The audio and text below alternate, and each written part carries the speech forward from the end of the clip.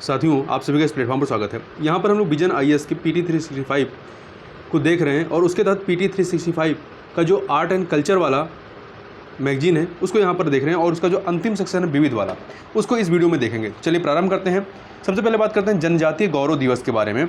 तो देखिए, सुर्खियों में क्यों रहा, क्योंकि हाल ही में केंद्रीय मंत्रिमंडल ने बिरसा मुंडा की जयंती पर के अवसर पर 15 नवंबर को जनजातीय गौरव दिवस के रूप में मनाने का निर्णय लिया। तो ध्यान रखिएगा, अब से प्रत्येक 15 नवंबर को जनजातीय गौरव दिवस के रूप में मनाया जाएगा। इसका उद्देश्य भारतीय इतिहास और संस्कृति में अनुसूचित जनजातियों के योगदान को सम्मानित करना है। अन्य संबंधित तथ्यों की बात करें तो यह दिवस प्रतिवर्ष मनाया जाएगा और सांस्कृतिक विरासत के संरक्षण और वीरता, आतिथ्य एवं राष्ट्रीय गौरव के भारतीय मूल्यों को बढ़ावा देने के लिए आदिवासियों के प्रयासों को मान्यता देगा। संथाल, तामार, कोल, भील, खासी और मीजो जैसे आदिवासी समुदायों द्वारा कई आंदोलनों से भारत के स्वतंत्रता संग्राम को मजबूती प्राप्त हुई थी। ब्रिटिश औपनिवेशिक शासन के खिलाफ देश के विभिन्न क्षेत्रों में आदिवासी आंदोलन राष्ट्रीय स्वतंत्रता संग्राम से जुड़े और पूरे देश में भारतीयों को प्रेरित किया। भारत के प्रमुख आदिवासी आंदोलन की बात करने से पहले हम लोग सबसे पहले यहाँ बिरसा मुंडा के बारे में देख लेते हैं। तो बिरसा मुंडा को भगवान बिरसा मुंडा या धरती आबा के नाम से भी जाना जाता था। उनका जन्म वर्तमान झारखंड के छोटा नागपुर पठार क्षेत्र के खूंटी जिले में मुंडा जनजाति में हुआ था। ईसाई धर्म में प्रारंभिक धर्मांतरण और मिशनरी स्कूल से शिक्षा प्राप्ति के बाद शीघ्र ही उन्हें ब्रिटिश और जमींदारों द्वारा स्थानीय जनजाति के शोषण का एहसास हुआ। इन लोगों को, मतलब जो बाहरी लोग थे यहाँ रहते थे, उन्हें दीकू कहा जाता था। बिरसा आदिवासी समाज में सुधार करना चाहते थे, इसलिए उन्होंने लोगों से जादू टोने में विश्वास को त्यागने का आग्रह किया। इसके बजाय प्रार्थना के महत्व, शराब से दूर रहने, भगवान में विश्वास रखने और आचार संहिता का पालन करने पर बल दिया। इन्हीं के आधार पर इन्होंने वीर साहित नामक एक नए धर्म की भी शुरुआत की। यह ईसाई मिशनरियों के लिए खतरा था जो आदिवासियों का धर्म परिवर्तन कर रहे थे। बिरसा ने स्थानीय अधिकारियों द्वारा आदिवासियों के शोषण और भेदभाव के खिलाफ उलगुलान या विद्रोह या महान विद्रोह नामक एक आंदोलन शुरू किया। इसके परिणाम स्वरूप छोटा नागपुर काश्तकारी अधिनियम 1908, छोटा नागपुर टेनेसी एक्ट 1908 पारित हुआ। ये जो छोटा नागपुर काश्तकारी अधिनियम 1908 था, इसमें भूमि अभिलेखों के निर्माण और रखरखाव के प्रावधान किए गए थे। इस अधिनियम ने मुंडारी खुंट कट्टीदार, उन्हें मुंडाओं के बीच भूमि का मूल अधिवासी माना जाता था। तो अधिनियम ने मुंडारी खुंट कट्टीदार की एक विशेष काश्तकारी श्रेणी को निर्मित की थी। साथ ही गैर आदिवासियों को भूमि का हस्तांतरण प्रतिबंधित कर दिया गया। मतलब जो गैर आदिवासी होंगे उन्हें भूमि हस्तांतरित नहीं की जाएगी। बिरसा मुंडा ने बैठ बेगारी प्रणाली का भी सक्रिय रूप से विरोध किया। यह एक प्रकार की बलात्श्रम प्रणाली थी जो आदिवासियों पर लागू होती थी। 9 जून 1900 को हैजा से मुंडा की मृत्यु हो गई थी। हालांकि ऐसा कहा जाता है कि जेल में रहते हुए उनमें हैजा के कोई लक्षण नहीं थे, फिर भी ब्रिटिश सरकार ने उनकी मृत्यु के कारण को हैजा बताया था। अब हम लोग यहाँ पर जो प्रमुख जनजातीय विद्रोह हुए हैं उन जनजातीय विद्रोहों की यदि बात करें, एक सेकंड, जनजातीय विद्रोहों की यहाँ पर, तो देखिए, आदिवासी आंदोलनों के बेहतर विश्लेषण के लिए इन आंदोलनों को भारत की मुख्य भूमि के आदिवासी विद्रोहों तथा पूर्वोत्तर क्षेत्र में केंद्रित और सीमांत आदिवासी विद्रोहों के रूप में वर्गीकृत किया गया। तीन कैटेगराइज किया गया, 3 रूप में। सबसे पहले बात करते हैं मुख्य भूमि पर हुए आदिवासी विद्रोह की। तो देखिए, अंग्रेजों की भूमि बंदोबस्त प्रणाली ने आदिवासियों की संयुक्त स्वामित्व परंपरा को प्रभावित किया और उनकी सामाजिक व्यवस्था को बाधित किया। जैसा कि कंपनी शासन द्वारा कृषि को एक व्यवस्थित रूप में विस्तारित किया गया था, इससे आदिवासी अपनी भूमियों से वंचित हो गए थे और इन क्षेत्रों में गैर आदिवासी लोगों का प्रवेश बढ़ गया था। वनों में स्थानांतरित खेती पर अंकुश लगाया गया, इससे आदिवासियों की समस्याएं और बढ़ गई। सरकार ने आरक्षित वनों की स्थापना कर लकड़ी के उपयोग और चराई को प्रतिबंधित कर वन क्षेत्रों पर आदिवासी अधिकारों को सीमित कर दिया। पुलिस व्यापारियों और साहूकारों, उनमें से अधिकांश जो थे बाहरी लोग थे, द्वारा शोषण ने आदिवासियों के कष्टों को और बढ़ाया। उपनिवेशवाद के विस्तार के साथ ईसाई मिशनरी इन क्षेत्रों में आए और उनकी गतिविधियों ने आदिवासियों के पारंपरिक रीति रिवाजों में हस्तक्षेप किया। आगे बढ़ने से पहले यहाँ पर हम लोग थोड़ा सा देख लेते हैं जनजातीय विद्रोह की विशेषताएं क्या थीं। तो देखिए, इसकी कई विशेषताएं थी, जैसे कई विद्रोहों का नेतृत्व मसीहा जैसे व्यक्तित्व ने किया। विरोधियों द्वारा इस्तेमाल किए जाने वाले आधुनिक हथियारों और तकनीकों के खिलाफ पुराने हथियारों का इस्तेमाल इनके द्वारा किया गया। विदेशी सरकार द्वारा कानून थोपने के खिलाफ इनमें आक्रोश था और साथ ही सभी बाहरी लोगों को दुश्मन के रूप में इन्होंने नहीं देखा जाता इनके द्वारा सभी बाहरी लोगों को दुश्मन के रूप में नहीं देखा गया और साहूकारों एवं व्यापारियों के विरुद्ध हिंसा भी की जाती थी। इसके अतिरिक्त प्रकट की गई एकजुटता के पीछे जनजातीय पहचान या निर्जातीय संबंध हावी होते थे। ये कुछ इसकी विशेषताएं हैं। अब बात करते हैं पूर्वोत्तर सीमांत की जनजातियों के आंदोलन की। तो पूर्वोत्तर सीमांत के जनजातियों के उनके विद्रोह अक्सर भारतीय संघ के भीतर राजनीतिक स्वायत्तता या पूर्ण स्वतंत्रता के पक्ष में थे। ये आंदोलन वन आधारित या कृषि विद्रोह नहीं थे, क्योंकि भूमि और वन क्षेत्र आमतौर पर इन आदिवासियों के नियंत्रण में थे। अंग्रेजों के विरुद्ध सीमांत जनजातीय विद्रोह गैर सीमांत जनजातीय विद्रोह की तुलना में लंबे समय तक जारी रहे। भारत की जनजातियों द्वारा बोली जाने वाली कुछ लोकप्रिय भाषाएं इस प्रकार हैं, जैसे कि भतरी, भीली, हल्वी, हो, कुई, कोलामी, कुई, कोंडा, कोया, गोंडी, उराव, कुरुच, पारजी आदि। भारत में आदिवासी आंदोलन के मुद्दों की बात करें तो आदिवासी विद्रोह शुरू से ही प्रबल नहीं थे। इसका कारण यह था कि उनके पास संघर्ष के लिए पुराने हथियार थे, जिनका मुकाबला उनके विरोधियों द्वारा उपयोग किए जाने वाले आधुनिक हथियारों और तकनीकों से था। अधिकांश विद्रोह प्रकृति में स्थानीयकृत थे और उनमें अखिल भारतीय भागीदारी का अभाव था। विद्रोह में समन्वय और सुनियोजन का अभाव था। तो ये इसके जो विशेषताएं मान लीजिए, इसको याद रखिएगा। भारत के प्रमुख आदिवासी विद्रोहों की बात करते हैं तो सबसे पहले बात करते हैं पहाड़िया आदिवासी विद्रोह, जो कि 1778 में होता है। पहाड़िया आदिवासी विद्रोह 1778 में कहाँ पर? राजमहल पहाड़ियों में। इसमें घटनाएं क्या होती हैं? अंग्रेजों द्वारा उनके क्षेत्र में विस्तार करने पर वीर पहाड़ियों ने विद्रोह कर दिया, जो यहाँ की जनजाति है। इसका परिणाम क्या हुआ? इनके क्षेत्र को दामीन एक कोह क्षेत्र घोषित करके अंग्रेजों को मजबूरन शांतिपूर्ण तरीके से यहाँ से लौटना पड़ा। अगला है चुआर विद्रोह, जिसे जंगल महल आंदोलन के नाम से भी जाना जाता है। ये मिदनापुर जिले में 1776 से 1772, ये गलत लिखा है, 1772, 1776 और 1795 से 1816 ईस्वी के मध्य होता है। इसमें घटनाएं क्या हुई थी? अकाल, लगान की बढ़ती मांग और आर्थिक तंगी ने चुआर जनजातियों को हथियार उठाने के लिए मजबूर कर दिया। सबसे महत्वपूर्ण विद्रोह 1798 ईस्वी में दर्जन सिंह के नेतृत्व में होता है। तो ध्यान रखिएगा, पहाड़िया आंदोलन ये 1778 का है और ये जो है आपका 1772, 1776 और फिर 1795 से 1816 के मध्य का है। इसका परिणाम क्या हुआ? इस विद्रोह का अंग्रेजों द्वारा निर्दयता से दमन कर दिया गया। आगे बात करते हैं कोल विद्रोह की। 1831 में कोल विद्रोह होता है। कहाँ पे? छोटा नागपुर में। देखिए, इसमें घटनाएं क्या होती हैं? तो कोल सरदारों से वाहे लोगों जैसे कि हिंदू, सिख, मुस्लिम किसानों और साहूकारों को बड़ी मात्रा में भूमि हस्तांतरित की गई। ब्रिटिश न्यायिक और राजस्व नीतियों ने कोल समुदाय की पारंपरिक सामाजिक स्थिति को प्रभावित किया। इसके प्रसिद्ध नेता कोल विद्रोह के कौन थे? बुद्धो भगत थे। परिणाम क्या हुआ? व्यवस्था को बहाल करने के लिए बड़े पैमाने पर सैन्य अभियान चलाया गया अंग्रेजों के द्वारा। हो और मुंडा विद्रोह ये 1820 से 1837 में होता है। हो और मुंडा विद्रोह 1820 से 1837 होता है, जबकि कोल विद्रोह जो था वो 1831 का था। तो ये होता कहाँ है? हो और मुंडा विद्रोह? सिंहभूम में। इसमें घटना क्या होती है? पराहाट के राजा ने हो जनजातियों को अधिग्रहण के खिलाफ विद्रोह करने के लिए संगठित किया था। बाद में 1831 ईस्वी में नई कृषि राजस्व नीतियों और बंगालियों के प्रवेश के विरुद्ध विद्रोह या विरोध करने के लिए हो मुंडाओं के साथ मिल गए। हो जो हैं वो मुंडाओं के साथ मिल गए। घटना इसमें परिणाम क्या हुआ? यह विद्रोह 1832 ईस्वी में समाप्त हो गया, लेकिन हो लोगों की विद्रोही गतिविधियां 1837 ईस्वी तक जारी रहीं। आगे चलते हैं। संथाल विद्रोह 1855 से लेकर 1855 में राजमहल पहाड़ियों में ये भी होता है। इसमें घटनाएं क्या हुई थी? पुलिस और जमींदारों के सहयोग से साहूकारों ने किसानों का शोषण किया और उनकी भूमि का बलात् अधिग्रहण किया। दो भाइयों सिद्धू और कान्हू के नेतृत्व में संथाल ने कंपनी राज के उन्मूलन की उद्घोषणा की और भागलपुर एवं राजमहल के बीच के क्षेत्र को स्वतंत्र घोषित कर दिया। इसके परिणाम क्या हुए? विद्रोह को रोकने के लिए वारेन हेस्टिंग, ध्यान रखिएगा, संथाल विद्रोह वारेन हेस्टिंग के समय में होता है। वारेन हेस्टिंग द्वारा दीर्घकालीन सैन्य कार्रवाई की गई। संथाल परगना का निर्माण किया गया तथा एक संथाल के लिए गैर संथाल को भूमि हस्तांतरित करना अवैध घोषित कर दिया गया। आगे बात करते हैं खोंड विद्रोह की। 1837 से 1856 में होता है। 1837 से 1856 में खोंड विद्रोह ओडिशा के श्रीकाकुलम, ओडिशा से श्रीकाकुलम और विशाखापट्टनम तक।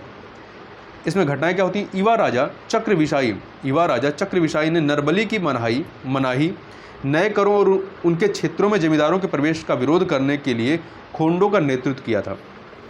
विदेशी राज की समाप्ति और स्वतंत्र सरकार को प्राप्त करने की आशा में 1914 ईस्वी में उड़ीसा में एक अन्य विद्रोह शुरू हुआ था। इसका परिणाम क्या हुआ?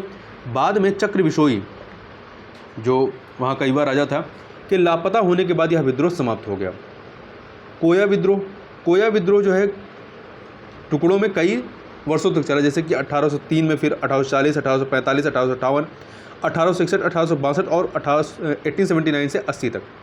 ये पूर्व गोदावरी क्षेत्र में इसका विस्तार था। इसमें घटनाएं क्या होती हैं? पुलिस और साहूकारों द्वारा शोषण, नए नियमों और वन क्षेत्रों में इनके परंपरागत अधिकारों की अस्वीकृति आदि इनकी शिकायतें थीं। वहीं भील विद्रोह की बात करें 1817 से 1819 भील विद्रोह। ये भील जो है पश्चिमी घाट में निवास करते थे और उत्तर तथा दक्कन के बीच पहाड़ी दर्रों को नियंत्रित करते थे। इस समय घटनाएं क्या होती हैं? उन्होंने विद्रोह इसलिए किया, जो भील थे इन्होंने विद्रोह इसलिए किया क्योंकि उन्हें अकाल, आर्थिक तंगी और कुशासन का सामना करना पड़ा। भीलों ने 1825, 1831 और 1846 ईस्वी में पुनः विद्रोह किया। गोविंद गुरु ने 1913 ईस्वी तक भील राज्य के लिए संघर्ष करने हेतु उन्हें संगठित करने में दक्षिण राजस्थान के भीलों की मदद की थी। परिणाम क्या होता है? ब्रिटिश राज ने विद्रोह को रोकने के लिए दोनों बल और सुलह प्रयासों का प्रयोग किया था। आगे बात करते हैं कोली विद्रोह। ये 1829, 1839 और 1844 से 48 तक भील आदिवासियों के पड़ोसी थे। इन्होंने कंपनी राज के आरोपण का विरोध किया, जिसके कारण इन्हें बड़ी मात्रा में बेरोजगारी और इनके किलों के विखंडन का सामना करना पड़ा। कोली विद्रोह में रामोशी विद्रोह, ये पश्चिमी घाट की जनजाति है। रामोशी जो है पश्चिमी घाट की जनजाति है। इनके समय में घटनाएं क्या होती हैं? ब्रिटिश राज और प्रशासन का ब्रिटिश प्रारूप मंजूर नहीं किया था। इन्होंने राज्य हड़प नीति का विरोध किया था और ये 1822 ईस्वी में चित्तूर सिंह के नेतृत्व में संगठित हुए और सतारा के आसपास के क्षेत्रों को लूटा। परिणाम क्या हुआ इस आंदोलन का? श्रेष्ठ ब्रिटिश सेना ने क्षेत्र में व्यवस्था को पुनः स्थापित किया। आमतौर पर अंग्रेजों ने रामोशियों के प्रति शांतिवादी नीति अपनाई थी। आगे चलते हैं। मुंडा विद्रोह 1899 से 1900, लॉर्ड वेल्लेस्ली के समय का ही। छोटा नागपुर में ये मुंडा विद्रोह होता है। यह विद्रोह एक धार्मिक आंदोलन के रूप में शुरू हुआ था, किंतु सामंती, जमींदारी, पटवारी और साहूकारों द्वारा किए गए शोषण से लड़ने के लिए इसने राजनीतिक बल ग्रहण किया। देखिए परिणाम क्या हो? छोटा नागपुर पठार में ब्रिटिश सैन्य दल तैनात कर दिए गए थे। बिरसा को गिरफ्तार कर कारावास का दंड दिया गया था। तो बिरसा मुंडा इसके नेतृत्व करता थे।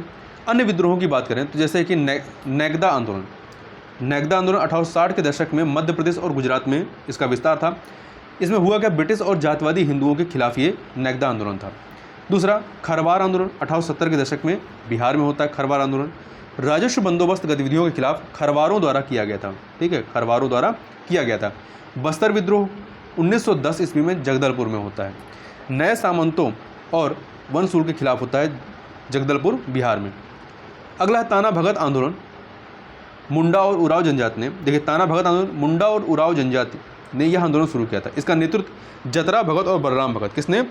जतरा भगत और बलराम भगत द्वारा किया गया था 1914-15 ईस्वी में छोटा नागपुर में। यह वाह्य लोगों के हस्तक्षेप के खिलाफ एक सांस्कृतिक आंदोलन के रूप में शुरू हुआ था। ताना भगत आंदोलन 1914 से 15। अगला है कोया के अलूरी सीताराम राजू के नेतृत्व में रंपा विद्रोह, जो कि 1916 फिर 1922 1924 ईस्वी में आंध्र प्रदेश के रंपा क्षेत्र में ब्रिटिश हस्तक्षेप के खिलाफ हुआ था। गोंड विद्रोह 1940 के दशक में होता है। गोंड धर्म के लोगों को एकत्रित करने के लिए आरंभ हुआ था। अब हम लोग बात करते हैं पूर्वोत्तर भारत के जनजातीय आंदोलन की। तो सबसे पहले बात करते हैं अहोम विद्रोह। यह 1828 में होता है। अहोम विद्रोह 1828 में असम में होता है। इसमें घटनाएं क्या घटित हुई थी? तो प्रथम वर्मा युद्ध, जो कि 1824 से 26 के मध्य में होता है, के बाद वापस लौटने के अपने वादे को अंग्रेजों ने पूरा नहीं किया था। इसी की वजह से यह विद्रोह होता है। यह विद्रोह गोमधर कुंवर के नेतृत्व में शुरू हुआ था। परिणाम क्या हुआ? अहोम साम्राज्य का विभाजन करके कंपनी द्वारा विद्रोह को दबा दिया गया था। आगे बात करते हैं खासी विद्रोह 1833 में। कहाँ पे होता है? गारो और जयंतिया पहाड़ियाँ, मेघालय। ब्रिटिश एक सड़क का विकास करना चाहते थे ताकि बाहर के श्रमिक यहाँ प्रवेश कर पाएँ। तीरथ सिंह के नेतृत्व में इस विद्रोह का संचालन हुआ था, खासी विद्रोह का, और अंग्रेजी सेना द्वारा विद्रोह को दबा दिया गया था। अन्य प्रमुख विद्रोहों की बात करें तो इसमें है सिंगफोर्स विद्रोह, 1830 के दशक का है। ये कहाँ संबंधित था? ये असम से संबंधित रहा है। कहाँ से? असम से संबंधित रहा है। वहीं दूसरा है कुकी विद्रोह। कुकी विद्रोह 1917 से 1919 में मणिपुर में। प्रथम विश्व युद्ध के दौरान मजदूरों की भर्ती करने की ब्रिटिश नीति के विरुद्ध था ये कुकी विद्रोह। त्रिपुरा में विद्रोह, हाउस टैक्स दरों में बढ़ोतरी और क्षेत्र में वाह्य लोगों के निवास के खिलाफ 1863, 1920 के दशक, 1942-43 में यह विद्रोह होता है। जेलियांग शोंग विद्रोह 1920 के दशक में मणिपुर में। तो कुकी विद्रोह भी मणिपुर में होता है और जेलियांग शोंग विद्रोह भी मणिपुर में होता है। इसमें जेमी, लियांगमे और रोंगमे जनजातियों के नेतृत्व में यह आंदोलन होता है। नागा विद्रोह मणिपुर में, ये भी जो है आपका नागा विद्रोह भी मणिपुर में होता है 1905 से 1931 के मध्य में। जदोनांग के नेतृत्व में ब्रिटिश शासन के खिलाफ और नागा शासन स्थापित करने के लिए यह आंदोलन होता है। हेराक आंदोलन, ये भी आपका मणिपुर में ही होता है। हेराक आंदोलन भी मणिपुर में होता है 1930 के दशक में। ध्यान रखिएगा, कुकिया विद्रोह, जेलियांग शोंग विद्रोह, नागा विद्रोह, हेराक आंदोलन, ये सभी मणिपुर के हैं। तो हेराका आंदोलन में क्या होता है? रानी गादिन्नुलू के नेतृत्व में यह आंदोलन होता है। इस आंदोलन को दबा दिया गया, किंतु 1946 में काबुई नागा संघ का निर्माण हो गया था। अब जो सुर्खियों में जनजातियां रही हैं, उन जनजातियों के बारे में एक बार थोड़ा देख लेते हैं। तो देखिए, लद्दाख में ये ढार्ड हैं, असम में हलाम जनजाति हैं, अरुणाचल प्रदेश की कोड़याक जनजाति, ध्यान रखिए कहाँ की हैं ये, नागालैंड की कोड़याक जनजाति। तो कोड़याक जनजाति अरुणाचल प्रदेश और नागालैंड दोनों में है। हलाम जनजाति जो है ये आपका मिजोरम में, त्रिपुरा में और असम में तीनों जगह विस्तारित है, ध्यान रखिएगा। उड़ीसा में डोंगरिया कोंध बोढ़ा जनजाति है। गुजरात में कातकारी जनजाति है, कातकारी जनजाति। महाराष्ट्र में भी कातकारी जनजाति है। कर्नाटक में हक्की पिक्की जनजाति। ये आपके चर्चा में रहे हैं। देखिए, कुछ जनजातियों के नाम और उनके विवरण को देखते हैं। कोन्याक जनजाति। कोन्याक जनजाति भारतीय सेना द्वारा गलती से नागरिकों को मारे जाने के बाद नागालैंड में भड़की हालिया हिंसा के केंद्र में कोन्याक जनजाति है। कौन सी जनजाति है? कोन्याक जनजाति है, ठीक है। कोन्याक या कोन्याकी है। अरुणाचल प्रदेश और नागालैंड दोनों जगह पे ये जनजाति पाई जाती है। यह नागालैंड का सबसे बड़ा जो जिला है, मोन जिले के लगभग 100 गाँव में अधिवासित हैं ये। तो यह नागालैंड का सबसे बड़ा जनजाति समूह है। ये मोन जिले में वहाँ विस्तारित हैं। कोन्याक समुदाय के लोग अरुणाचल प्रदेश और म्यांमार में भी अधिवासित हैं, ठीक है। तो नागालैंड, अरुणाचल प्रदेश, म्यांमार। अपने चेहरों पर टैटू से पहचाने जाने वाले कोन्याक पारंपरिक शिकारी और योद्धा हैं, लेकिन अब उनका मुख्य व्यवसाय कृषि है। कोन्याक जनजाति के लोगों को पहले हेड हंटर्स के नाम से पुकारा जाता था। वे अपने प्रतिद्वंदी जनजातियों पर हमला करने के बाद उनके सिर काट देते थे। वर्ष 1960 के बाद से इन्होंने इस प्रथा को छोड़ दिया है। 1960 के बाद से हक्की पिक्की जनजाति। हक्की पिक्की एक यायावर जनजाति है जो उत्तर भारत से पलायन करके वर्तमान में मुख्य रूप से कर्नाटक क्षेत्र और अन्य दक्षिण भारतीय राज्यों में अधिवासित हो गई है। तो यहाँ पर आप देख सकते हैं हक्की पिक्की जनजाति, ठीक है। इसके अतिरिक्त इन्हें मछली पकड़ने, कन्नड़ भाषा में हक्की का अर्थ होता है पक्षी और पिक्की का अर्थ होता है पकड़ने वाला। इन्हें मछली पकड़ने वाला कहा जाता है। ये हिंद आर्य भाषा बोलते हैं, जिन्हें विद्वानों ने वागरी नाम दिया। यूनेस्को ने हक्की पिक्की को लुप्तप्राय भाषाओं में से एक के रूप में सूचीबद्ध किया है। वर्तमान में वे मुख्य रूप से हर्बल तेलों जैसे हर्बल उत्पादों की बिक्री में संलग्न हैं। कतकारी जनजाति। ये कतकारी जनजाति महाराष्ट्र और गुजरात के कुछ हिस्सों में रहने वाले 75 विशेष रूप से कमजोर जनजाति समूहों में से एक हैं। देखिए, खैर या बबूल कत्था की लकड़ी से गाढ़ा रस या कत्था बनाने के अपने पुराने व्यवसाय के कारण उन्हें कथौड़ी के रूप में भी जाना जाता है, कातकारी जनजाति को। हाल ही में उनमें से कुछ ट्राइफेड द्वारा संचालित प्रधानमंत्री वन धन योजना के तहत स्वयं सहायता समूहों के माध्यम से गिलोय जैसे लघु वनोपजों को एकत्र करने में लगे हुए हैं। हलाम जनजाति यहाँ पे हमने देखा। हलाम जनजाति यहाँ देखिए मैप में आपका असम, त्रिपुरा, मिजोरम, हलाम जनजाति, ठीक है। तो हलाम जनजाति के बारे में देखें 700 से अधिक हलाम लोग हिंसा के पश्चात त्रिपुरा लौट आए हैं। निर्जातीय रूप से हलाम कुक्की चिन जनजातियों, निर्जातीय रूप से हलाम जो है कुक्की चिन जनजातियों के कोकेकस मंगोलायड मूल रूप से संबंधित हैं। तो जनजातियों के कोकस मंगोलायड मूल से संबंधित हैं। इनकी भाषा भी कमोबेश तिब्बती वर्मन परिवार के समान है। ये भारत में त्रिपुरा, असम और मिजोरम राज्यों के मूल निवासी हैं। हलाम मूल रूप से हिंदू हैं और शाक्त या शक्ति संप्रदाय के अनुयायी है। हालांकि मुरसिंग, रुपनी और कलोई जैसे कुछ उपकुलों में वैष्णववाद का प्रसार हो रहा है, किंतु हलाम लोगों द्वारा ईसाई धर्म को भी अपनाया जा रहा है। हलाम विशेष प्रकार के टोंग घरों में रहते हैं जो विशेष रूप से बांस और चान घास से बने होते हैं। तो टोंग घर किससे संबंधित है? हलाम जनजात से, जो कि आपकी त्रिपुरा, असम और मिजोरम में पाए जाते हैं। वन गुर्जर घुमंतू खानाबदोश जनजाति नैनीताल में उत्तराखंड उच्च न्यायालय ने हाल ही में गोविंद पशु विहार राष्ट्रीय उद्यान के भीतर स्थित बुग्याल क्या है? हिमालयी अल्पाइन घास के मैदान है। तो बुग्याल में वन गुर्जरों के अपने ग्रीष्मकालीन वासभूमि में प्रवास करने के अधिकार को बरकरार रखते हुए एक अंतरिम आदेश पारित किया है। वन गुर्जर उत्तराखंड हिमालय में खानाबदोश घुमंतू समुदाय हैं जो ग्रीष्मकाल में तराई, भाबर और शिवालिक के क्षेत्र में से उच्च बुग्याल तक तथा शीत ऋतु में इसके विपरीत घास के मैदानों, चारागाहों तक अपने पशुओं को चारा उपलब्ध कराने के लिए प्रवास करते हैं। सुर्खियों में रही अन्य जनजातियों की बात करें तो उड़ीसा में विशेष रूप से सुबोध जनजाति समूहों PBTGS में आने वाली डोंगरिया कोंद और बोंडा जनजाति में कोविड-19 संक्रमण के मामले दर्ज किए गए हैं। वहीं डोंगरिया कोंद उड़ीसा में रायगढ़ जिले की नियमगिरी पहाड़ियों में रहते हैं। इनकी भाषा कुई अलिपिबद्ध है।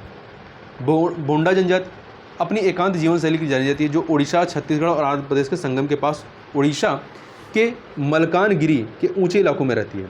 वह मुंडा निर्जाति समूह से संबंधित है। आर्यन घाटी में दर्द समूह, देखिए यह लद्दाख में एक बौद्ध आदिवासी समूह है। आर्यन घाट में जो दर्द समूह है, दर्द आर्यन लोग लेह और कारगिल जिलों के कारगिल जिलों के धा, हनु, बीमा, दारचिक और गरकोन गांव में निवास करते हैं।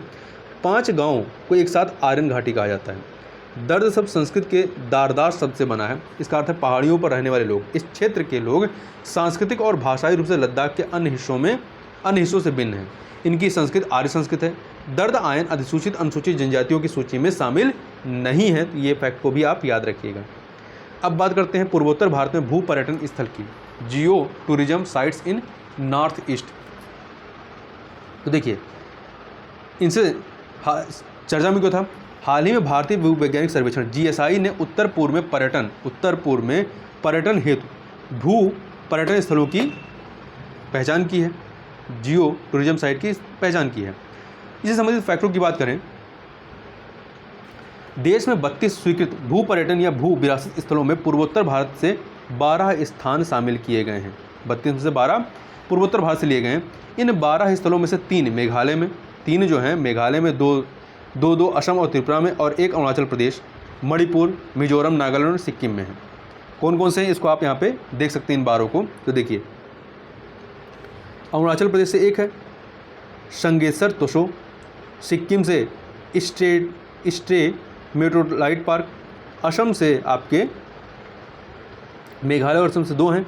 असम में उमानंदा और माजुली द्वीप, मेघालय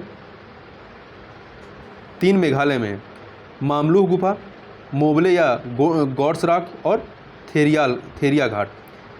आप नागालैंड में नागा पर्वत ऑफियोलाइट है, मणिपुर में लोकटक झील है, मिजोरम में रीकतलांग पर्वत है, त्रिपुरा में चबीमुरा है और उन्ना कोटी है।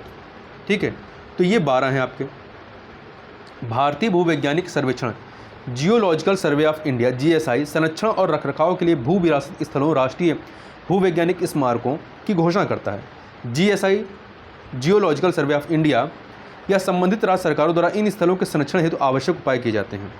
यूनेस्को विश्व स्तर पर ग्लोबल भू उद्यान जियो पार्क भी घोषित करता है। वर्तमान भारत में कोई वैश्विक भू उद्यान नहीं है। ध्यान रखिएगा, भारत में वर्तमान में कोई भी जियो पार्क नहीं है। इन स्थलों के बारे में बात करें तो सबसे पहले मेघालय के जो 3 हैं, मामलूह गुफा, ये पूर्वी खासी हिल्स जिले में चेरापूंजी के निकट स्थित है। यह गुफा होलोशीन पूरा जलवायु और पूरा मानसून के महत्वपूर्ण साक्ष्य प्रदान करती है। दूसरा है मावली या गार्ड्स रॉक, यह पूर्वी खासी हिल्स जिले के शिटुंग गांव के निकट स्थित है। यह क्रिटेशियस युग के खासी समूह से संबंधित है। थेरिया घाट पूर्वी खासी हिल्स जिले में स्थित है। यह संभवतः भारत में सबसे अच्छी तरह से संरचित और सबसे पूर्ण क्रिटेशियस पेलियोजीन सीमा खंडों में से एक है। असम की बात करें तो देखिए, मांजुली, ब्रह्मपुत्र नदी में मांजुली विश्व का सबसे बड़ा नदी द्वीप है। उमानंद ब्रह्मपुत्र में सबसे छोटे बसे हुए द्वीपों में से एक जो है उमानंद भी है। त्रिपुरा, यहाँ से भी 2 लिए गए हैं। देखिए, चबी मुरा को गोमती नदी के तट पर स्थित चबी मुरा को गोमती नदी के तट पर एक खड़ी पहाड़ी भित्ति पर चट्टान पर अपनी नक्काशी पट्टिकाओं के लिए जाना जाता है।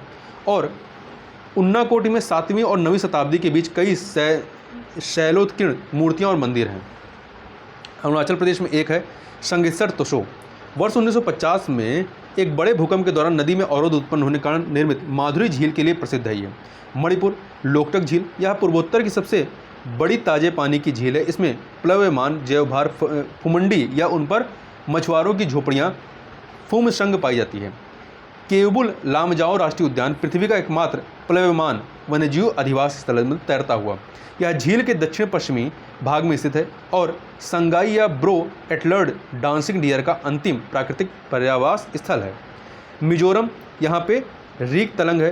तो रीक तलंग पहाड़ी तृतीयक रेत शैल विकल्पों के क्षण के कारण गठित एक क्यूस्टा है। क्यूस्टा का क्या अर्थ होता है? एक तरफ एक कोमल ढलान या गर्त के कारण एक रिज और दूसरी तरफ एक खड़ी ढलान होती है। आगे चलते हैं, नागालैंड में बात करें, नागा हिल ओफियोलाइट में, तो यहाँ पे विभिन्न प्रकार की मेसोजोइक और तदंतर सेनोजोइक चट्टानें शामिल हैं जो भारत में हमार अभिसरण प्लेट सीमा पर उत्पन्न हुई हैं।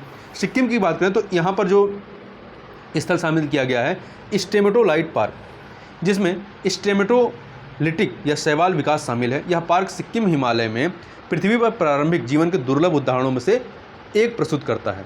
अब हम बात करते हैं सुर्खियों में रहे भौगोलिक संकेतक का दर्जा प्राप्त उत्पाद के बारे में। ठीक है, चलिए बात करते हैं भौगोलिक संकेतक जियोग्राफिकल इंडिकेशन के बारे में। तो देखिए, जीआई उन उत्पादों का या उन उत्पादों पर उपयोग किए जाने वाले एक संकेत है जो एक विशिष्ट भौगोलिक क्षेत्र से उत्पन्न होते हैं और जिसके कारण उनमें अनूठी विशेषताओं या गुणों का समावेश होता है। ये विशेषताएं उस मूल क्षेत्र के कारण होती हैं। आमतौर पर कृषि उत्पादों, खाद्य पदार्थों, शराब और स्पिरिट पेय, हस्तशिल्प और औद्योगिक उत्पादों को जीआई टैग प्रदान किया जाता है। जीआई उन बौद्धिक संपदा अधिकारों का हिस्सा है जो औद्योगिक संपत्ति के संरक्षण के लिए पेरिस अभिसमय के अंतर्गत आते हैं। जीआई बौद्धिक संपदा अधिकारों समझौते के व्यापार संबंधी पहलुओं टिप्स के अंतर्गत आता है। एक जीआई टैग 1 दशक के लिए अर्थात 10 वर्ष के लिए वैध होता है। इसके बाद इसे अगले 10 वर्षों के लिए नवीनीकृत किया जा सकता है। इस टैग के माध्यम से भौगोलिक संकेतक दर्जा प्राप्त उत्पादक या निर्माता किसी तृतीय पक्ष को उसके उत्पाद की नकल करने से रोक सकता है। इस तृतीय पक्ष का उत्पाद लागू मानकों के अनुरूप नहीं होता है। भारत में भौगोलिक संकेतक पंजीकरण को माल के भौगोलिक संकेतक पंजीकरण और संरक्षण अधिनियम 1999 के द्वारा प्रशासित किया जाता है। भारत में जीआई टैग पाने वाला पहला उत्पाद वर्ष 2004 में दार्जिलिंग चाय था। अब कुछ जो भौगोलिक संकेतक उत्पाद हैं और राज्य और संबंधित फैक्टरों की बात करें तो तमिलनाडु का मदुरै मल्ली हाल ही में जीआई टैग भौगोलिक संकेतक प्रमाणित मदुरै मल्ली ये चमेली पुष्प की एक प्रजाति है और अन्य पारंपरिक पुष्पों जैसे कि बटन गुलाब, लिली, चमंथी और मैरीगोल्ड को तो मदुरै मल्ली और अन्य पारंपरिक पुष्पों को तमिलनाडु से अमेरिका और संयुक्त अरब अमीरात जैसे देशों को निर्यात किया गया है। तो इसमें जो मदुरै मल्ली है इसे जीआई टैग दिया गया है। इन पुष्पों के निर्यात का उद्देश्य विदेशों में रहने वाले भारतीयों के लिए ताज़े पुष्पों की आपूर्ति को सुनिश्चित करना है ताकि वहां रह रहे भारतीय लोगों के अपने घरों और मंदिरों में स्थापित हिंदू देवताओं के लिए ताज़े पुष्पों की मांग को पूर्ण किया जा सकेगा। मदुरै मल्ली के लिए प्रमुख बाजार के रूप में उभरा है। मदुरै मल्ली के लिए प्रमुख बाजार के रूप में उभरा है। साथ ही यह भारत की चमेली राजधानी के रूप में भी विकसित हुआ है। ठीक है, तो इस बात को यहाँ ध्यान रखिएगा। आगे बात करते हैं तमिलनाडु के ही कल्लाकुरिची काष्ठ नक्काशी की। तमिलनाडु के कल्लाकुरिची काष्ठ नक्काशी इसमें शिल्पकारों द्वारा पारंपरिक शैलियों से प्राप्त अलंकरण और डिजाइनों का उपयोग किया जाता है। प्राचीन काल में जब मदुरै एक महत्वपूर्ण नगर था, तब उस दौरान काष्ठ पर नक्काशी का कौशल एक स्वदेशी कला के रूप में विकसित हुआ था। तमिलनाडु में जीआई टैग प्राप्त अन्य उत्पादों में कन्याकुमारी लौंग, डिंडीगुल ताले, महाबलीपुरम पाषाण प्रतिमा, नीलगिरी चाय, परंपरागत रूप से जो नीलगिरी चाय है वो, विरूपाक्षी पहाड़ी केला, तंजाउर गुड़िया, तंजाउर चित्रकारी, कांजीपुरम रेशमी साड़ी आदि। आगे बात करते हैं पश्चिम बंगाल के लक्ष्मण भोग आम की। लक्ष्मण भोग आम, इस आम को बहरीन में आयोजित सप्ताह भर चलने वाले भारतीय आम प्रचार कार्यक्रमों में प्रदर्शित किया गया। कहाँ पे? बहरीन में। यह अपने विशिष्ट स्वाद और उपस्थिति के लिए जाना जाता है। इसे प्रसिद्ध अल्फांसो आम का एक व्यवहार विकल्प माना जाता है, लक्ष्मण भोग आम को। खिरसापति आम, खिरसापति आम ये भी पश्चिम बंगाल का है, जीआई टैग प्राप्त वाला।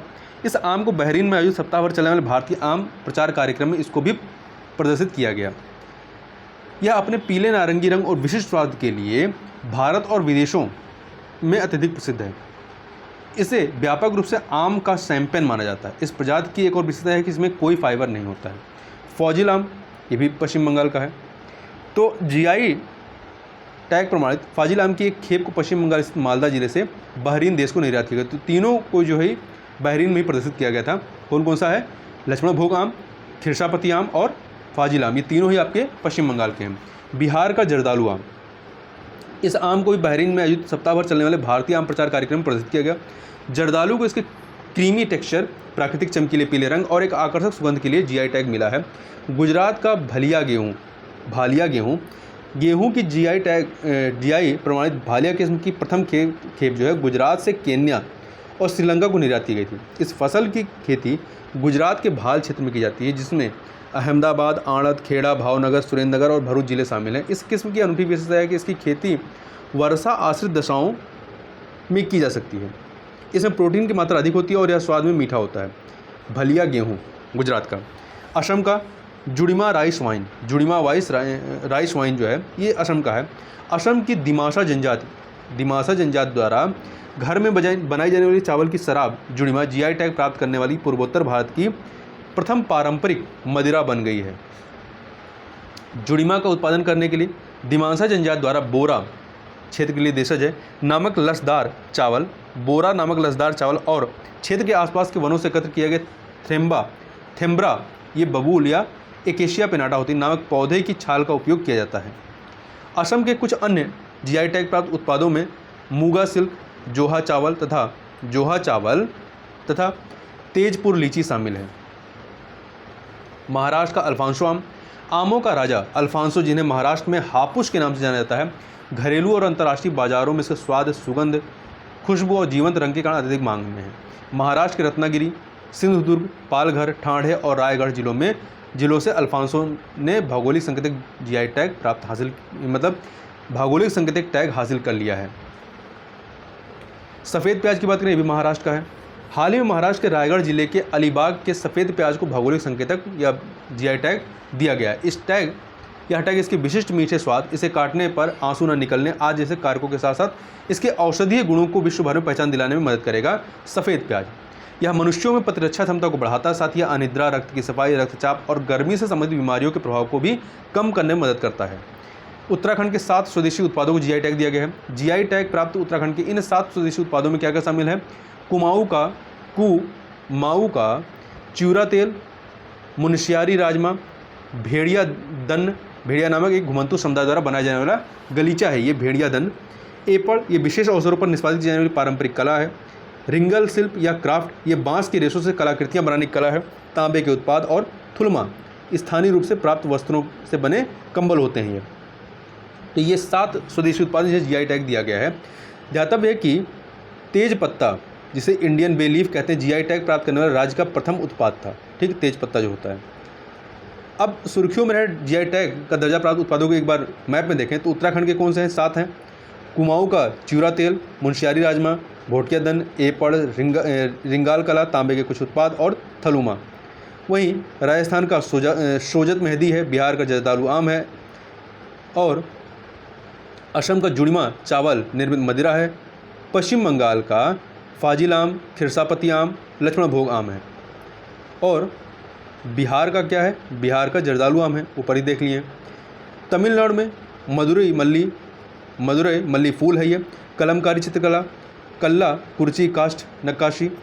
केरल का एड्यूर मिर्च और कुट्टी अट्टूर आम है। वहीं गुजरात का भालिया गेहूं है और महाराष्ट्र का अल्फांसो आम, सफ़ेद प्याज और घोलवड सपोटा है। आगे बात करते हैं भारतीय स्वतंत्रता आंदोलन और विज्ञान की भूमिका के बारे में। सुर्खियों में क्यों है? देखिए, हाल ही में भारतीय स्वतंत्रता आंदोलन और विज्ञान की भूमिका पर केंद्रित 2 दिवसीय राष्ट्रीय आंदोलन का सम्मेलन आयोजन किया गया। इससे संबंधित फैक्टों की बात करें तो इस राष्ट्रीय सम्मेलन का आयोजन भारतीय स्वतंत्रता की 75वीं वर्षगांठ के उपलक्ष्य में किया गया था। इस सम्मेलन का आयोजन वैज्ञानिक तथा औद्योगिक अनुसंधान परिषद, राष्ट्रीय विज्ञान संचार और नीति अनुसंधान संस्थान CSIR और NISC-PR ने किया था। विज्ञान प्रसार, भारत सरकार का विज्ञान प्रौद्योगिकी विभाग तथा विज्ञान भारती इसके सहयोगी थे। विज्ञान प्रसार, भारत सरकार का विज्ञान और प्रौद्योगिकी विभाग तथा विज्ञान भारती इसके सहयोगी थे।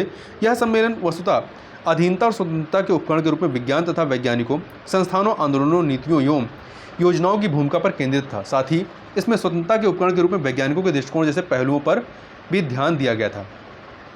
अधीनता के उपकरण के रूप में विज्ञान की बात करें तो रणनीति के रूप में ब्रिटिश द्वारा भारत के शोषण के उपकरण के रूप में विज्ञान की बात करें तो उदाहरण इसका क्या है? अंग्रेजों ने भारतीय सर्वेक्षण विभाग वर्ष 1767 में भारतीय सर्वेक्षण विभाग 1767 में स्थापित किया गया था। Great trigonometrical survey of India वर्ष 1818 में स्थापित हुआ। भारतीय रेलवे 1853 में आदि की स्थापना की थी। इसकी स्थापना समृद्ध धातु क्षेत्रों की खोज तथा कलकत्ता, बॉम्बे एवं मद्रास प्रेसिडेंसी शहरों तक इन खनिजों के परिवहन हेतु की गई थी। ब्रिटिश राज में रंगभेद के रूप में विज्ञान, माउंट एवरेस्ट की ऊंचाई की गणना करने वाले पहले व्यक्ति रामानाथ सिकदार थे, जिस मलेरिया परजीवी की खोज के लिए सर रोनाल्ड रॉस को नोबेल पुरस्कार से पुरस्कृत किया गया था। उसकी खोज में किशोरी मोहन बंदोपाध्याय ने महत्वपूर्ण भूमिका निभाई थी, परंतु इन लोगों को कोई पहचान नहीं मिली। वर्ष 1857 के विद्रोह के दौरान शिवचंद्र नंदी ने निरीक्षक के रूप में ब्रिटिश सरकार को उत्कृष्ट सेवाएं प्रदान की थीं।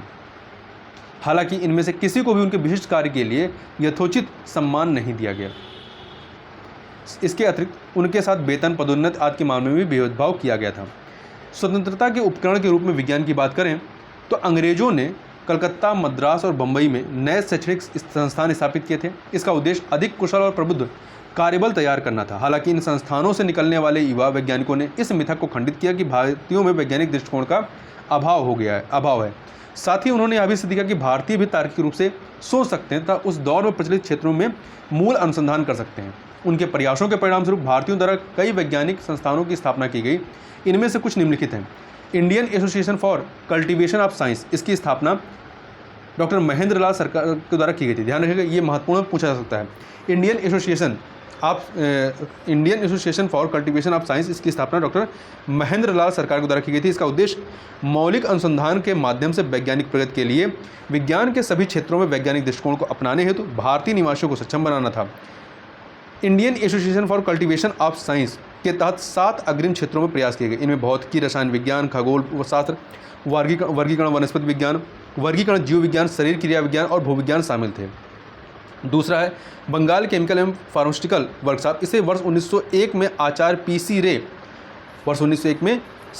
पीसी रे द्वारा स्थापित किया गया था। इसने भारत में स्वदेशी उद्योग को स्थापित करने में अति महत्वपूर्ण योगदान दिया था। वहीं तीसरा है भारतीय विज्ञान संस्थान IISc। वर्ष 1908 में इसे सर जमशेद जी नसरवान जी टाटा ने स्थापित किया था। इसकी स्थापना जापान से शिकागो की यात्रा के दौरान स्वामी विवेकानंद द्वारा वर्ष 1893 में दिए गए सुझाव के बाद की गई थी। भारतीय विज्ञान संस्थान की कलकत्ता मैथमेटिकल सोसाइटी, इसे वर्ष 1908 में स्थापित किया गया था। इसका उद्देश्य गणित के क्षेत्र के अवसरों का सृजन करना है तथा विद्यार्थियों के माध्यम से इस दिशा में महत्वपूर्ण योगदान देना है।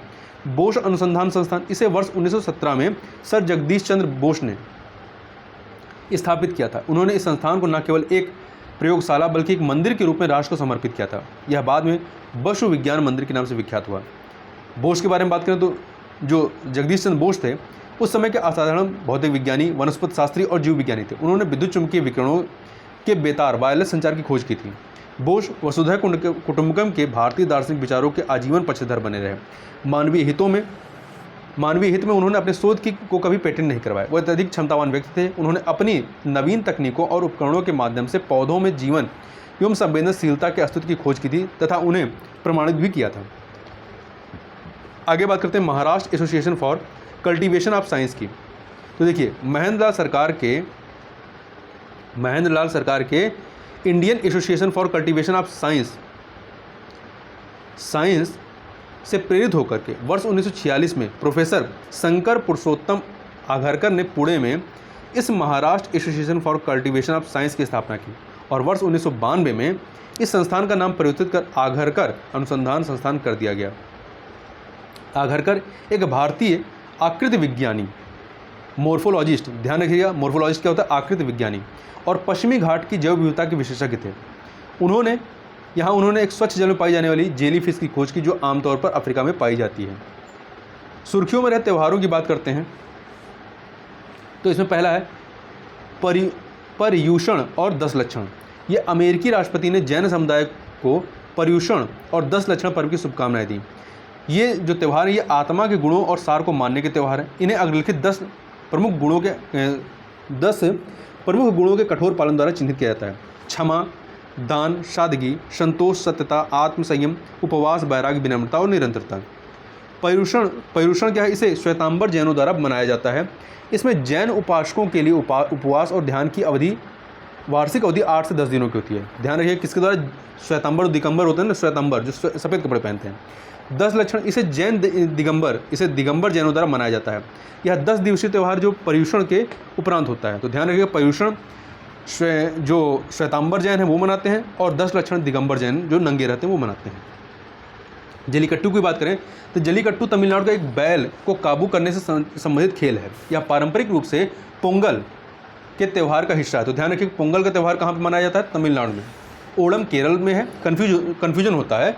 तो देखिए ओणम केरल का है और पोंगल तमिलनाडु का है। यह त्यौहार प्रकृति का उत्सव है। इसके अंतर्गत अच्छी फसल के लिए प्रकृति को धन्यवाद दिया जाता है। इस दौरान पशु पूजा भी की जाती है। संगम साहित्य में भी जलीकट्टू का उल्लेख मिलता है। इसके अलावा मोहनजोदाड़ो में खोजी गई एक मुहर में भी, जो मुहर है उसमें भी बैल को वश में करने का संदर्भ मिलता है। यह मुहर 2500 ईसा पूर्व से लेकर 1800 ईसा पूर्व के मध्य की है। अन्य राज्यों में भी इस तरह खेल आयोजित किए जाते हैं, जैसे कि आंध्र प्रदेश में कंबाला, महाराष्ट्र में बैलगाड़ी दौड़, आंध्र प्रदेश व अन्य राज्यों में मुर्गों की लड़ाई और राजस्थान में ऊँट दौड़ होता है। रज पर्व की बात करें तो रज पर्व या मिथुन संक्रांति उड़ीसा में नारित्व का जश्न मनाने वाला 3 दिवसीय त्यौहार होता है। ऐसा माना जाता है कि इस अवधि के दौरान धरती माता को मासिक धर्म होता है और वह मानसून के आगमन के साथ भविष्य की कृषि गतिविधियों के लिए स्वयं को तैयार करती हैं। इस दौरान सभी कृषि गतिविधियों जैसे कि बुआई, कटाई आदि को 3 दिनों के लिए स्थगित कर दिया जाता है। पुरस्कार और सम्मान की बात करें तो इसमें सबसे पहले राष्ट्रपति द्वारा प्रदत्त जो है पद्म पुरस्कार की बात करते हैं, पद्म पुरस्कार की। इन पुरस्कारों की शुरुआत वर्ष 1954 में की गई थी और वर्ष 1978, 1979 तथा 1993-97 के दौरान के संक्षिप्त व्यवधान को छोड़कर प्रत्येक वर्ष गणतंत्र दिवस के अवसर पर की घोषणा की जाती है। मतलब अभी तक 4 बार ये व्यवधानित हुए हैं, मतलब इस पर व्यवधान पड़ा है और ये दिया नहीं गया। कब 1978 में, 1979 में, 1993 और 1997। पद्म पुरस्कार 3 श्रेणियों में दिए जाते हैं। असाधारण और विशिष्ट सेवा के लिए पद्म विभूषण, उच्च कोटि की विशिष्ट सेवा के लिए पद्म भूषण तथा विशिष्ट सेवा के लिए पद्मश्री। इन पुरस्कारों का उद्देश्य विभिन्न क्रियाकलापों या विषयों के सभी क्षेत्रों में उपलब्धियों को सम्मानित करना है, जहां सार्वजनिक सेवा का एक तत्व शामिल है। इन्हें पद्म पुरस्कार समिति द्वारा की गई सिफारिशों के आधार पर प्रदान किया जाता है। इस समिति का गठन प्रत्येक वर्ष प्रधानमंत्री द्वारा किया जाता है। इसके लिए स्वनामांकन भी किया जाता है। हालांकि डॉक्टरों और वैज्ञानिकों को छोड़कर सार्वजनिक उपक्रमों के तहत कार्य करने वाले सरकारी कर्मचारी इन पुरस्कारों के पात्र नहीं होते। डॉक्टर और वैज्ञानिक हैं।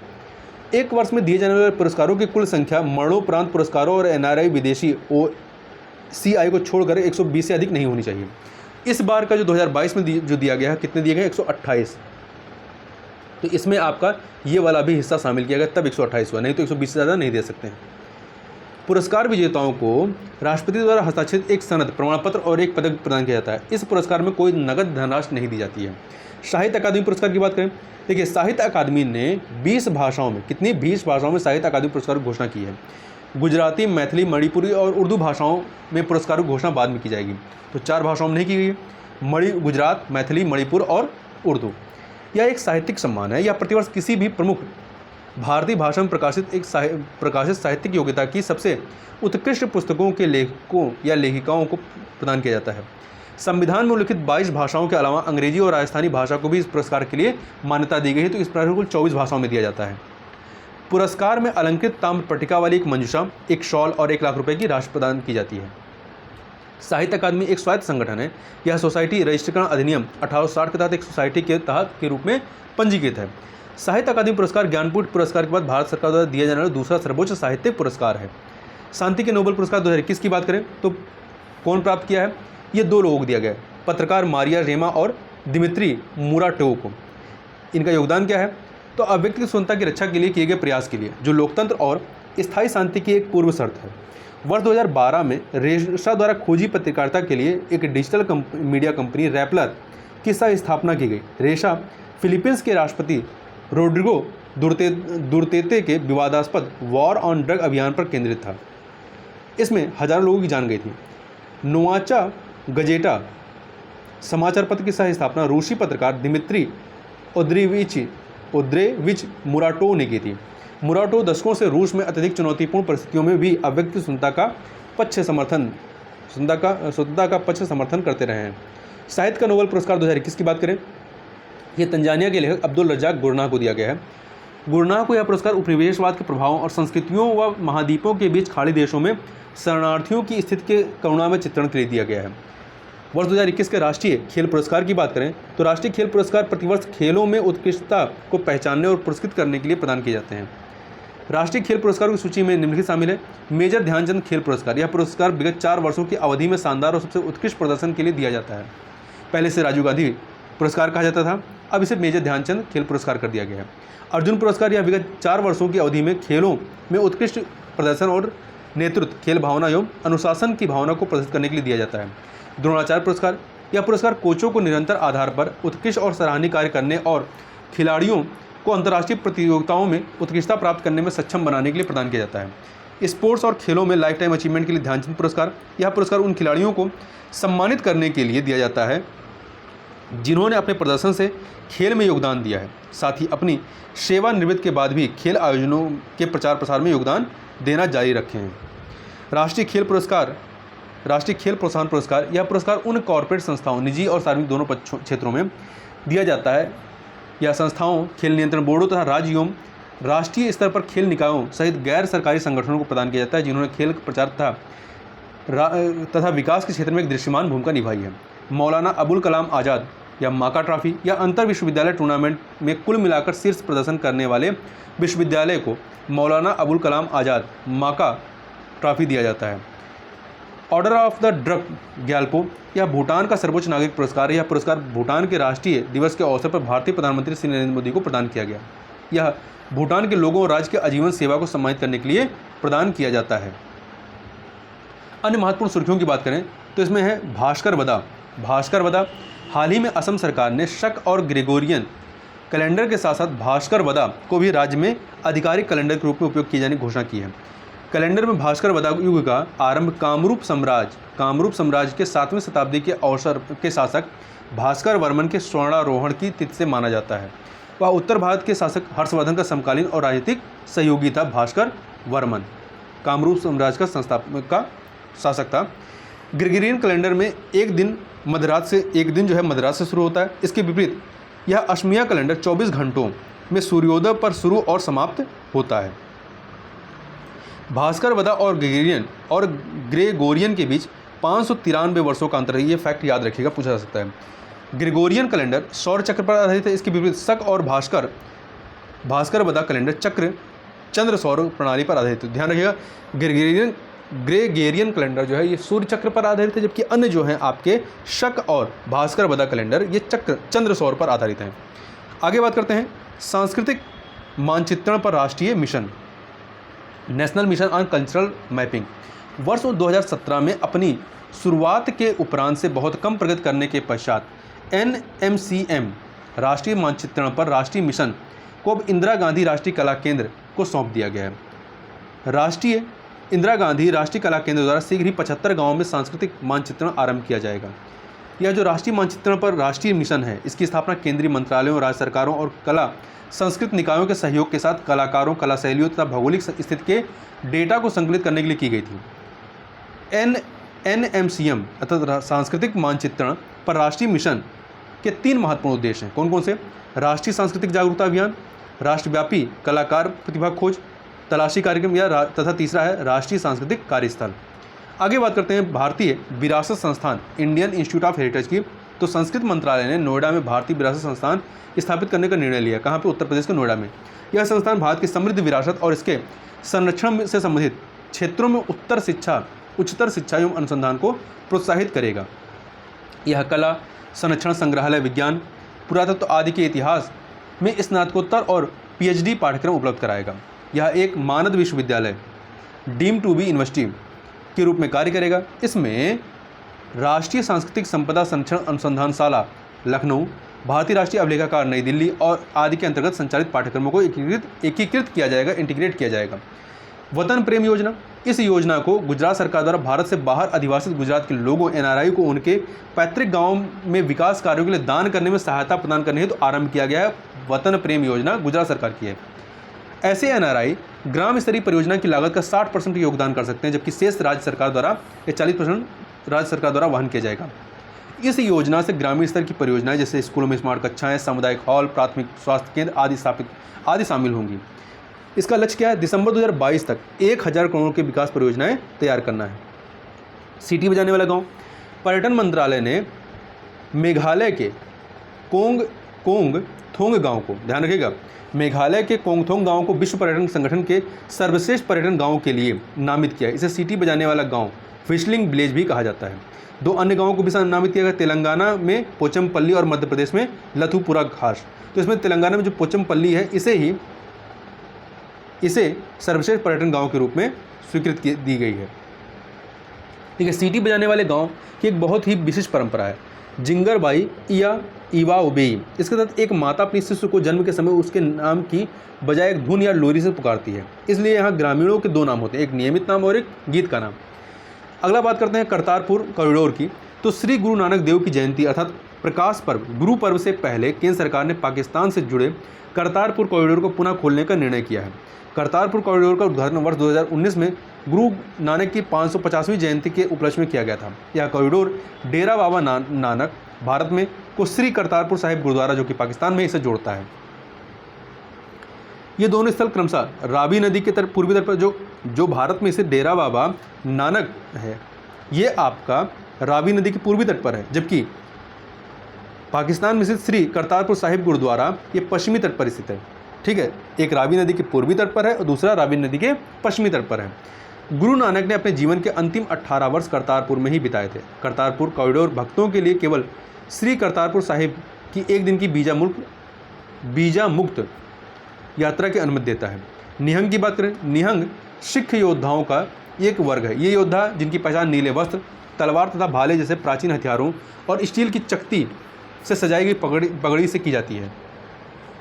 इस वर्ग की स्थापना वर्ष 1699 में जो कि सिखों के 10वें गुरु थे गुरु गोबिंद सिंह, इनके द्वारा खालसा की स्थापना के उपरांत की गई थी। शब्द निहंग पंथ के चारित्रिक गुणों को दर्शाता है। ये गुण है उनका संकट या मृत्यु के भय से मुक्त होना, युद्ध या कार्रवाई के लिए तत्पर रहना तथा सांसारिक वस्तुओं से आसक्ति न रखना। निहंग आज कई समूहों में विभाजित हैं, जिन्हें सामान्यतः 2 दलों में विभाजित किया जाता है, बूढ़ा दल, बुजुर्ग दल और तरुणा दल, युवा दल। यह नाम शुरू में उन 2 वर्गों के लिए दिए गए थे जिन 2 वर्गों में खालसा सेना को वर्ष 1973 में विभाजित किया गया था।